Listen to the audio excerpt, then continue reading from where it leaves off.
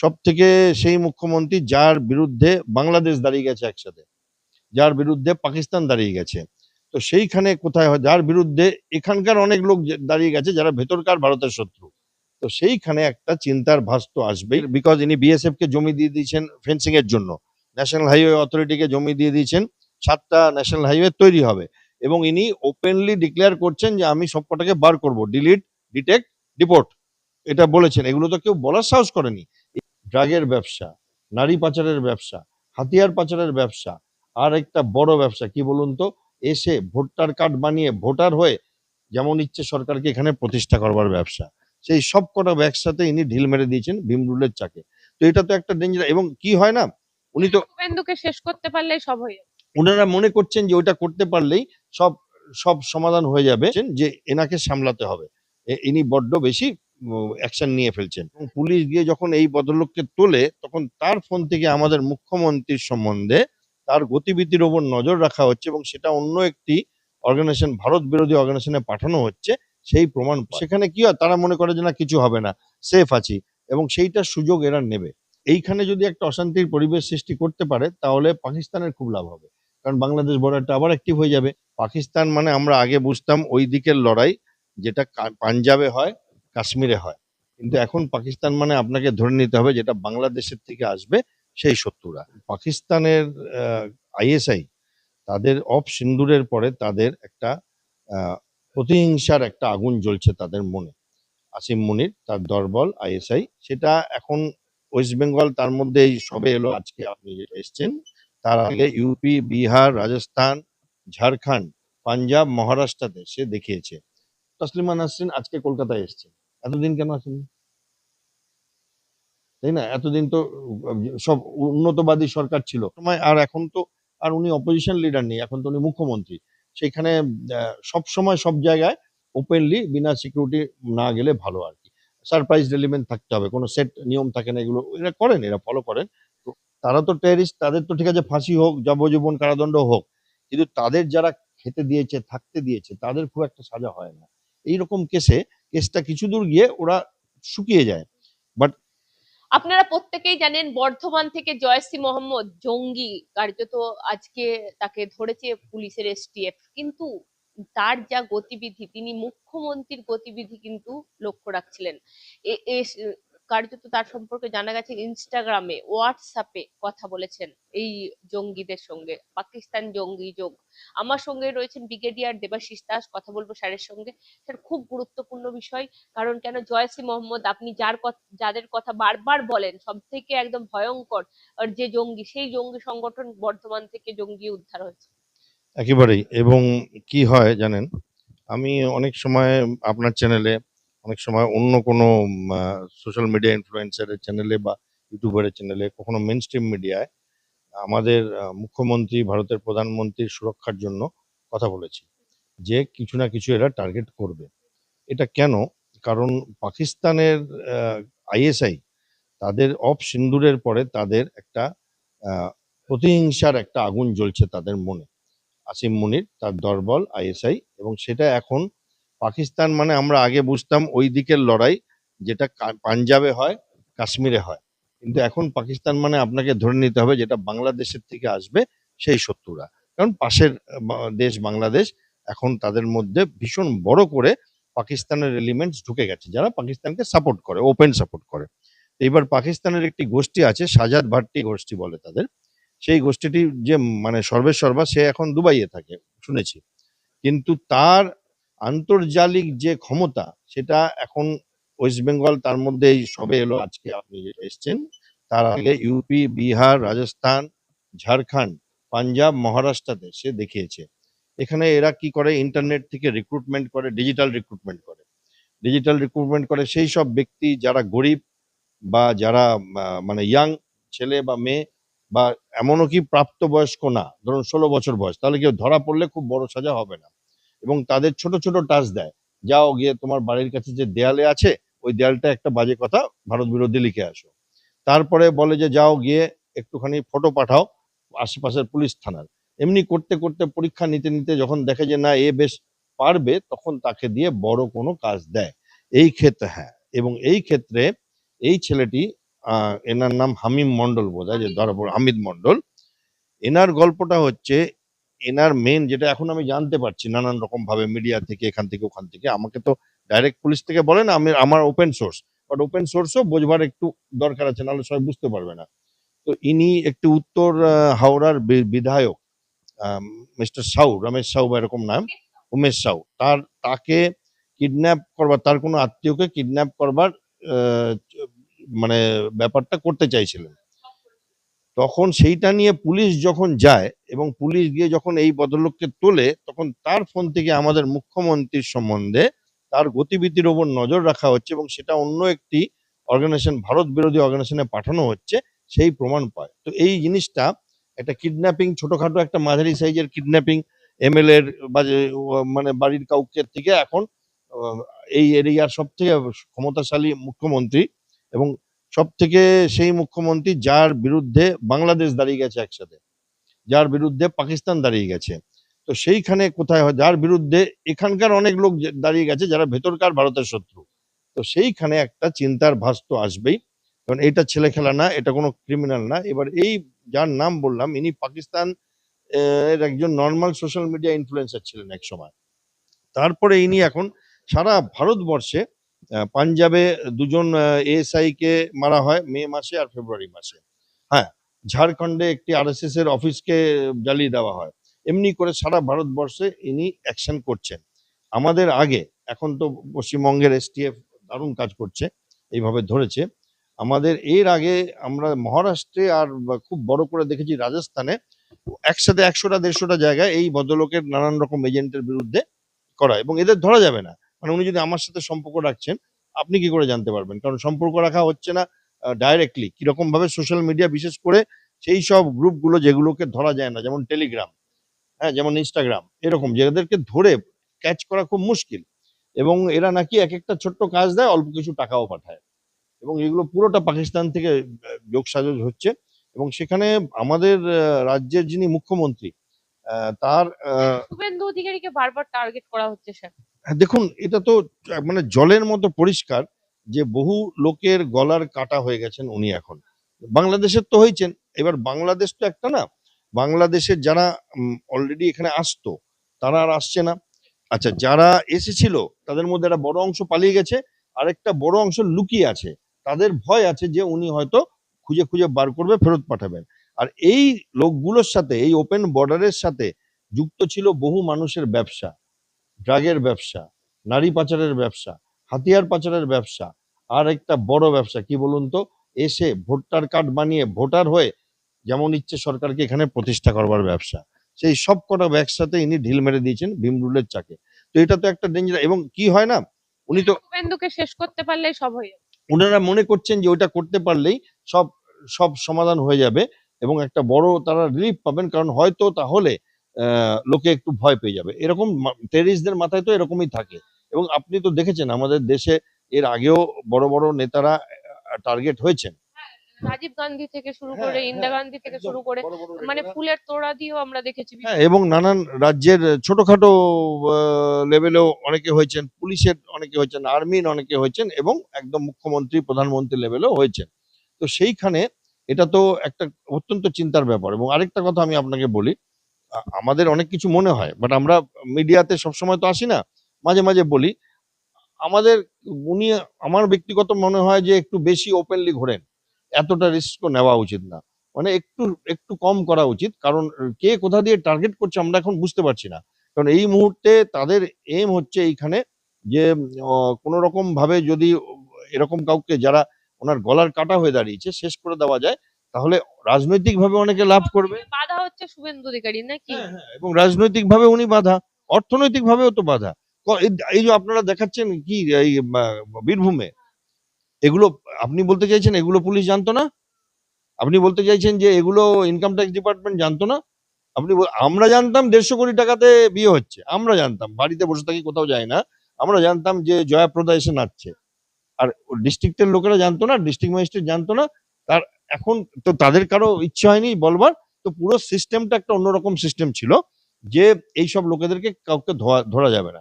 বীরভূমে একটা মন্ডল ছিল, এখানে একটা মন্ডল, এই আমাদের কলকাতায় কিছু মানুষ ছিল যারা এখন জেলে পড়ছে বসে, তাদেরকে ধরা যেত না, তারা মন্ত্রী হয়ে বসেছিল। And এ তো মন্ত্রী হয়নি, বিজনেসম্যান ছিল। এবং আজকেই দেখছিলাম আমি একটি চিফ মিনিস্টারের প্রেস কনফারেন্স, তা 250টার উপরে গাড়ি, বড় বড় দামি দামি গাড়ি, ডাম্পার, 50 কিলো সোনা, এই এত অর্থ, এবং এই নিয়ে এরা সাম্রাজ্য চালিয়ে গেছে। তো ফলে সবার মুখে একটা বাধা এসে গেছে যে আমাদের ব্যবসাতে হাত দিয়ে দিচ্ছে। শুভেন্দু অধিকারী হ্যাঁ, আমাদের ব্যবসায়। এর উপরে আছে বাংলাদেশ। বাংলাদেশের যেটা পার্লামেন্ট, বাংলাদেশ তো পার্লামেন্টেও তো হ্যাঁ, ওদের জাতীয় সংসদ বলে, সেখানে ওনার বিরুদ্ধে, সারা ভারতবর্ষে তো 30 জন মুখ্যমন্ত্রী আছে, ওনার বিরুদ্ধে ওরা কথা বলছেন যে এনাকে সামলাতে হবে, ইনি বড্ড বেশি অ্যাকশন নিয়ে ফেলছেন। তা বললে আমার কাছে একটা এই জয়সি মোহাম্মদের মতন জঙ্গি গোষ্ঠী তারাও শুভেন্দু অধিকারীকে টার্গেট করছে। না, না, না, দেখুন, আমি এইখানে আপনার সাথে দ্বিমত। জৈশে মোহাম্মদ বলুন, লস্করে তৈবা বলুন, আর আল কয়েদা বলুন, এদের কোনো গোষ্ঠী না, এরা সব হচ্ছে আইএসআই এর হাতে নড়ে, ওঠে বসে। জৈশে মোহাম্মদ কে? জৈশে মোহাম্মদের যে ভদ্রলোক, তিনি তো, ভদ্রলোক বলছি মানে যিনি মাসুদ আজহার, তিনি তো পাকিস্তানের ইউনাইটেড নেশনে তার ব্যান আছে, আমেরিকা তাকে ব্যান করে রেখেছে। তারা জানে না আমেরিকা যে তিনি পাকিস্তানে বসে আছেন? হ্যাঁ, আরেকটা বিষয় এদের কাছে নিশ্চয়ই খবরও আছে, মানে নরেন্দ্র মোদীর পর কি শুভেন্দু অধিকারী কে আক্রমণ হচ্ছে? না, দেখুন, নরেন্দ্র মোদী তো ডেফিনেটলি আমার মনে হয় আমাদের প্রাইম মিনিস্টার, আমাদের হোম মিনিস্টার অমিত শাহ। হ্যাঁ, এবং আপনি যদি দেখেন কিছুটা আমাদের আসামের যিনি চিফ মিনিস্টার, হ্যাঁ, কারণ ওনার ওইদিকে বর্ডার আছে, আর উনি ওই বর্ডার দিয়ে বন্ধ করে দিয়েছেন। আর অনেকটা আমাদের বর্তমান মুখ্যমন্ত্রী, এদের বিকজ ইনি বিএসএফ কে জমি দিয়ে দিয়েছেন ফেন্সিং এর জন্য, ন্যাশনাল হাইওয়ে অথরিটিকে জমি দিয়ে দিয়েছেন, 7টা ন্যাশনাল হাইওয়ে তৈরি হবে, এবং ইনি ওপেনলি ডিক্লেয়ার করছেন যে আমি সবকটাকে বার করব, ডিলিট, ডিটেক্ট, ডিপোর্ট, এটা বলেছেন। এগুলো তো কেউ বলার সাহস করেনি। এর আগে তো আমরা অন্য শুনছিলাম। এর আগে আনসারুল বাংলা বলে একটি টেরিস্ট জঙ্গি সংগঠন আছে, তাদের যে লিডার জয়সুদ্দিন রেহমানি এরকম নাম, সে জেলে ছিল, জেল থেকে যখন ওই ইউনুস গভর্নমেন্ট আসে তাকে ছেড়ে দেয় বোধহয়, সে ওখান থেকে আওয়াজ দিচ্ছে যে পশ্চিমবঙ্গের তখনকার মুখ্যমন্ত্রী তিনি যেন উম, একটা লিডারশিপ দিন এই দিকের অংশের। তো সেখানে তো পুরো উল্টো হয়ে গেছে এখন ব্যাপারটা। এবং আপনি যদি দেখেন, পুলিশ তো আহ, আমাদের গণতন্ত্রে পুলিশ বাধ্য হয় অনেক সময় রাজনৈতিক লিডারদের পলিসি মেনে চলতে। এবার পুলিশ এখন তো সেই পুলিশই একই কাজ দেখাচ্ছে, এত দারুণ কাজ দেখাচ্ছে, তার মানে কেউ তাকে বোতলে ভরে আটকে রেখেছিল যে কাজ করতে দেব না। এবং সেইখানে আহ, একটা তো আক্রোশ সেই সব মানুষের মধ্যে আছে, এবং এর মধ্যে অপরাধ জগৎ আছে, এর মধ্যে ব্যবসায়ী সংঘরা আছে, এবং এর মধ্যে টেরিস্টরা আছে। আর একটা জিনিস, আমাদের এখানেও কি কোনো রাজনৈতিক ব্যক্তিত্ব এসবে যুক্ত থাকতে পারে? থাকতে পারে, নিশ্চয়ই থাকতে পারে। কারণ দেখুন, রাজনীতির মাথা নাড়া ছাড়া কখনো আহ, বড় লেভেলের অপরাধ বা টেররিজম হয় না। এটা আমি দেখেছি, যুক্ত থাকতে পারে, বাট তাদেরকে ধরা সম্ভব হবে না অত সোজা। তারা আপনাকে লিখে লিখে দেবে না যে আপনি একে টার্গেট করুন, লিখে দেবে না, বাট যুক্ত থাকতে পারে। এবং সেটা তো আমি বহুবার বলেছি যে দেশের সর্বোচ্চ যিনি আছেন প্রধানমন্ত্রী, তার নিজের দলের মধ্যেও তার শত্রু থাকতে পারে, অপোজিশনে তো থাকবেই থাকবে আর কি। তো এটা হয়। তার মানে আমাদের পশ্চিমবঙ্গেও শুভেন্দু অধিকারীর অপোজিশনের শত্রুও রয়েছে। না, থাকতেই পারে, থাকতেই পারে। কারণ বহু, দেখুন, যে মানুষ বহু লোকের, তারা খারাপ লোক হলেও যদি বহু লোকের মুখের থেকে খাবার কেড়ে নেয়, ধরুন যে লোকটা ড্রাগ পাচার করছিল, এই কাপ সিরাপ, বাংলাদেশের এই এরিয়াটাতে আপনি ভাবতে পারবেন না, গাঁজা, গরু, নারী পাচার, আপনার মানে ভাবতে পারবেন না যে কিরকম লেভেলে হয়। হ্যাঁ, এই সব হাত বসে দিচ্ছে। তাছাড়া ওপেন্স, তাছাড়া আতঙ্কবাদী, তাছাড়া কি হচ্ছে, ওই বাংলাদেশ থেকে যে লোকগুলো আসতো, তারা এসে এখানে ভোটার কার্ড বানাবে, এখান থেকে লাইসেন্স বানাবে, এখান থেকে পাসপোর্ট বানাবে, অনেকে এখানে একটা বিয়ে করবে, তারপরে তারা করবে ইন্ডিয়ান সিটিজেন হয়ে দুবাই যাবে, ওখানে গিয়ে ট্রেনিং নেবে, ইন্ডিয়ান সিটিজেন হয়ে পাকিস্তান যাবে, সেখানে গিয়ে ট্রেনিং নেবে, তারপরে এসে বসবে ভারতের মধ্যে। এই পুরো জায়গাটাকে উনি আটকে দিয়েছেন এই জমি টমি দিয়ে। প্লাস উনি ঘোষণাও দিচ্ছেন, সেই ঘোষণার পিছনেও প্লাস কিছু দেখুন, যে কাজগুলো আজ 30 বছর হয়নি, সেগুলো তো আপনাদের মানতে হবে। আমি তো রাজনীতি করি না, আমি চিনিও না, কিন্তু আহ, কি হয়, তসলিমা নাসরিন আজকে কলকাতায় এসেছেন, এতদিন কেন আসেননি? তাই না? এতদিন তো সব উন্নতবাদী সরকার ছিল, তারা তো কারণ একটা ভোট ব্যাংকের লড়াই ছিল, তো সেইখানে একটা অন্যরকম দেখছি আমরা। আর আরেকটা একটা বিষয় সব থেকে গুরুত্বপূর্ণ না বললেই নয়, তসলিমা নাসরিন, শুভেন্দু অধিকারী কাল এক মঞ্চে থাকবেন। সেটারও কি একটা আশঙ্কা ছিল সেখানেও আক্রমণ হওয়ার এরকম কিছু? না, আমার মনে হয় না। আমার মনে হয় আহ, তসলিমা নাসরিনের অতটা লাইফ থ্রেট এখন আর নেই। হ্যাঁ, কারণ ওটা একটা অন্য ব্যাপার। তসলিমা নাসরিনকে পশ্চিমবঙ্গ থেকে, মানে আপনার হয়তো শুনতে খারাপ লাগবে, আমি ব্যাপারটা জানি। পশ্চিমবঙ্গ থেকে বার করবার জন্য পশ্চিমবঙ্গের কিছু নামি দামি লেখকরাও যুক্ত ছিল। তারা চাইছিল না যে উনি এই লেভেলের খ্যাতি বা এই লেভেলের শিখরে পৌঁছে যান লেখক হিসাবে। এটা ভেতরের কথা। বাট আপনি ওনার বইগুলো যদি পড়েন, ওনার লেখা পড়েন, আপনি জানতে পারবেন। কিন্তু আমাদের মুখ্যমন্ত্রীর জীবনের থ্রেটটা আরো অনেক সিরিয়াস, এবং এর জন্য আমার মনে হয় কোথাও একটা পশ্চিমবঙ্গের পুলিশের ধরপাকড় শুরু হয়ে যাওয়া উচিত ভাড়া দেওয়া নিয়ে। সে হোটেলের রুম ভাড়া হোক, বাড়ি ভাড়া হোক, কেউ গাড়ি যদি রেন্ট করে, এই যে লোকেরা ট্রেনে বাসে আরো কেউ জঙ্গি লুকিয়ে থাকতে অনেক পারে? অনেক আরে কলকাতায় স্যার নিউ টাউনে এই আগে নিউ টাউনে হামিদ তো মন্ডল শিখো ছিল। মিষ্টি বলে একজন ছিল, সেখানে গুলি চলেছিল, আপনার যদি মনে হয় এসটিএফ গুলি করে মেরেছিল, পাঞ্জাব না কোত্থেকে এসেছিল। তো এই লোকগুলোর ভেরিফিকেশন কারা করছে এবং কোন পুলিশ করছে, মানে এই কেসটাতেও কে একজন পুলিশ তো নিশ্চয়ই ভেরিফিকেশন করেছে। আর যে লোকটা ভাড়া দিয়েছে তাদেরও একটু সাজা হওয়া উচিত, কারণ না হলে কি হচ্ছে, যা ইচ্ছে হচ্ছে। স্যার, হামিদ মন্ডল আমি হুম। বলছি, এই যে হামিদ মন্ডল আগে নিউ টাউনে বাড়ি ভাড়া নিয়েছিল, তার মানে স্যার নিউ টাউনে তো নিশ্চয়ই আরো তার সঙ্গপাঙ্গ থাকতে পারে। হ্যাঁ, হ্যাঁ, থাকতেই পারে। এবং এইগুলো কি বলুন তো, আগেকার দিনের মতো না অতটা সোজা না ধরা। এগুলো ছায়া যুদ্ধের মতো চলছে। মানে আপনাকে রিক্রুট করলো ডিজিটালি। আপনি তো জানতেও পারলেন না সে লোকটা কোথায় থাকে। সে মিথ্যা একটা বলে দিল আমি হায়দ্রাবাদে থাকি। হয়তো দেখা যাবে সে এই দেশেই নেই, পাকিস্তানে থাকে। সে আপনাকে ছোট্ট, ছোট্ট ২ টো কাজ দিল। আপনার সাথে তার একটা সম্পর্ক গড়ে উঠলো। তারপরে ও আপনার একটা ধরুন শিশু মন, ধরুন অনেক কম বয়স ১৮, ২০, ২২। তো আপনাকে ২ মিনিটের মধ্যে ও ভারত বিরোধী করে দিতে পারবে। এবং তখন কি হয়, সে সাপোর্ট দিয়ে একটা কিছু করলো এবং এদের ধরা যাচ্ছে না। এরা ছড়িয়ে গেছে এবং ৮টা ১০টা রাজ্যে ভারতবর্ষের এখন চলছে। পশ্চিমবঙ্গে এই গ্রুপের যেটা সাজাদ ভাট্টি বললাম, এটা এর প্রথম এটা হলো এসটিএফ। আচ্ছা, আরেকটা জিনিস জানা যাচ্ছে, পুলওয়ামা হামলা যেটা হয়েছিল, তার যে মেন অভিযুক্ত তার সঙ্গে এই হামিদ মন্ডলের হ্যাঁ, যোগ। যুক্ত আছে। সেটা দেখুন, সেও তো জৈশ-এ মোহাম্মদ গ্রুপেরই ছিল। পুলওয়ামার হামলাটা, পার্লামেন্ট অ্যাটাকটা জৈশ-এ মোহাম্মদ নিজের ঘাড়ে নিয়েছিল আরকি। পুলওয়ামা এবং পার্লামেন্ট অ্যাটাক। এবং সেইখানে এবং পাঠানকোটে একটা অ্যাটাক হয়েছিল সেটা। তো এরা তো করেই যাচ্ছে। বাট এরা কিন্তু সেই নরমাল টেররিস্ট যারা হাতিয়ার নিয়ে হাঁটে রাস্তা দিয়ে, তাদেরকে চেনা যায়, ধরা যায়। আর এরা কিন্তু আমার আপনার ঘরের লোককে রিক্রুটমেন্ট করছে। ভারতবর্ষের মানুষ ভারতবর্ষের বিরুদ্ধে দাঁড়িয়ে যাচ্ছে। তারা আমাদের মুখ্যমন্ত্রীর গতিবিধি বিদেশের কোনো ইন্টেলিজেন্স সূত্রকে পাঠাচ্ছে, তার মানে কোনো প্ল্যান আছে, কিছু একটা করবে। তো সেই ব্যাপারগুলোতে দেখতে হবে এবং আমার মনে হয় যে এটা খুব মানে এসটিএফ এর হ্যাঁ দরকার, এবং এসটিএফ খুব ভালো একটা কাজ করেছে। তারা এখন পুরো মানে সম্পূর্ণ মানে নবজাগরণে কাজ করছে এবং প্রোটেকশন নেওয়া উচিত আরো আমার বেশি। মনে হয় খুব সিরিয়াস এবং প্রোটেকশন নেওয়া উচিত। এবং এইখানে যেমন আমি দেখি অনেক সময় গাফিলতি হয়। অনেক সময় এটাও হয়, রাজনীতিবিদরা ভাবেন কিছু হবে না। ওনারা মানুষের সাথে জনসম্পর্ক করে তো ক্ষমতায় এসছেন। তো ফলে তাদের কাছে এটা বোঝানো যে না, ওখানে লাফিয়ে নামবেন না, আপনার জীবনের ঝুঁকি আছে। খুব ডিফিকাল্ট হয়ে যায় সিকিউরিটি, কারণ আমি এগুলো দেখেছি। আমি ভারতবর্ষের একটি দুটি মুখ্যমন্ত্রী বা রাজ্যপাল তাদের সিকিউরিটি ইনচার্জ ছিলাম। তারা শোনে না অনেক সময়। এবং সেখানে কি হয়, তারা মনে করে যে না কিছু হবে না, সেফ আছি, এবং সেইটার সুযোগ এরা নেবে। এবং আমার মনে হয় সেইখানে শুভেন্দু অধিকারী স্যার এখন পশ্চিমবঙ্গের ক্ষেত্রে যেভাবে রাজ্যটাকে এগিয়ে নিয়ে যাওয়ার চেষ্টা করছে, সেটা তো একটা দিশা। সেটা যদি তাকে যদি নষ্ট করে দেওয়ার চেষ্টা করা হয়, তার মানে তো একটা মানে পশ্চিমবঙ্গে একটা অশান্তির পরিবেশ সৃষ্টি হয়ে যাবে।